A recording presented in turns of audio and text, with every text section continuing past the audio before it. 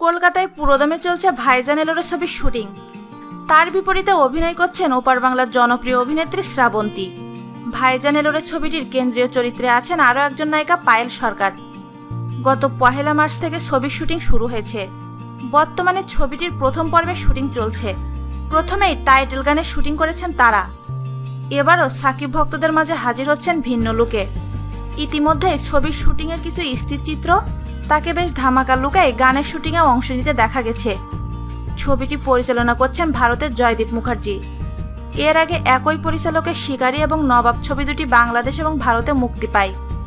ভিন্ন লুকের এই ছবি দুটি মুক্তি পাওয়ার পর দর্শক মহলে বেশ প্রশংসা পান সাকিব খান। এদিকে সাকিব খান একটু আগে নিজের ভেরিফাইড ফেসবুক পেজে ভাইজান টিমের সকল সদস্য নিয়ে একটি ছবি পোস্ট করেছেন।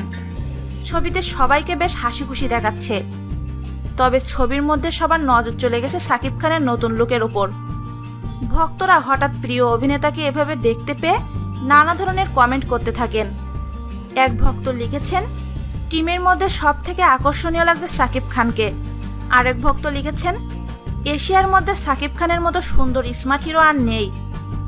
সাকিবকে নিয়ে বিগ বাজেট এবং মেধাবী পরিচালকরা আরও উন্নত টেকনোলজি ব্যবহার করলে সাকিব খান নিঃসন্দেহে বলিউডের 3 খানকেও টপকে যাবেন। আরেক ভক্ত লিখেছেন, ভাইজানের মতো সিনেমা যদি করতে থাকেন তাহলে অল্প সময়ের মাঝে কলকাতাতে টপ পজিশনে থাকবেন তিনি।